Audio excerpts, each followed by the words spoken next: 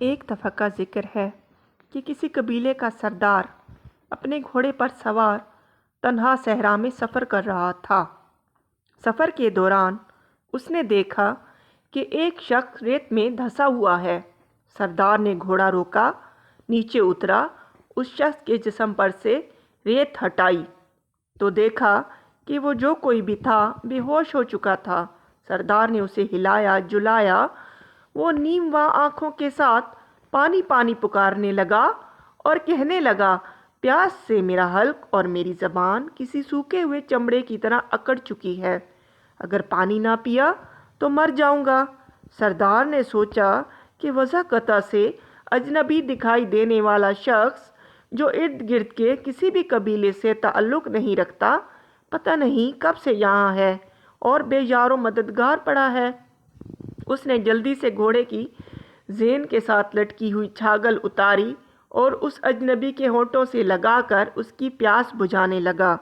اجنبی نے خوب سیر ہو کر پانی پیا، سردار کا شکریہ ادا کیا اور کہنے لگا، اے رحم دل شخص، میرا گھوڑا شاید کہیں بھاگ گیا ہے، کیا ایسا ہو سکتا ہے کہ تم مجھ پر مزید احسان کرتے ہوئے اپنے ساتھ بٹھا کر کسی قریبی جگہ پر لے جاؤ جہاں سے میں اپنی سواری کا کوئی بندوبست کر سکوں؟ سردار نے خوش دلی سے کہا، ہاں کیوں نہیں۔ سردار گھوڑے پر سوار ہو کر اس اجنبی سے کہنے لگا، آ جاؤ، میرے پیچھے بیٹھ جاؤ۔ اجنبی بمشکل زمین سے اٹھا اور اٹھ کر 2-3 بار گھوڑے پر سوار ہونے کی کوشش کرنے لگا، مگر ہر بار نکاہت کے باعث گر جاتا۔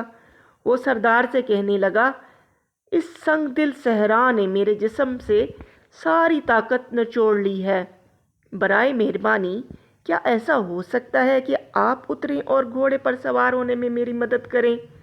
سردار بخوشی اتر کر اس اجنبی کو گھوڑے پر بٹھانے میں مدد کرنے لگا۔ اجنبی جیسے ہی گھوڑے پر سوار ہوا، اس نے ایک زوردار لات سردار کے پیٹ میں رسید کی اور گھوڑے کو ایڑ لگا کر بھگا لے گیا۔ سردار نے پیچھے سے آوازیں دیں تو اس اجنبی شخص نے رک کر کہا، شاید تم خجالت محسوس کر رہے ہو کہ ایک اجنبی کے ہاتھوں کیسے دھوکہ کھا گئے۔ سنو، میں ایک رہزن ہوں اور لٹیرے سے رحم کی بھیک مانگنا بیکار ہے، اسی لیے چیخنے چلانے سے کچھ حاصل نہ ہوگا۔ سردار نے جواب دیا کہ میں ایک قبیلے کا سردار ہوں اور بھیک مانگنا یا رحم کی درخواست کرنا ایک سردار کی شان کے خلاف ہوتا ہے۔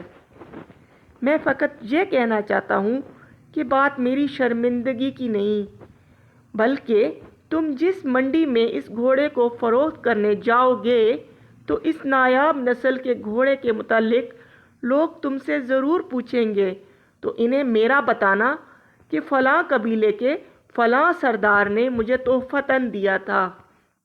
اور ہاں، ایک بات یاد رکھنا، میری وصیت سمجھ لو اس کو، کسی بھی محفل میں صحرا میں لاچار اور بے یار و مددگار شخص کا روپ دھار کر مدد حاصل کرنے کے بہانے لوٹنے کا قصہ مت سنانا، ورنہ لوگ بے رحم صحراؤں میں مدد کے طلبگار اجنبیوں پر بھروسہ کرنا چھوڑ دیں گے۔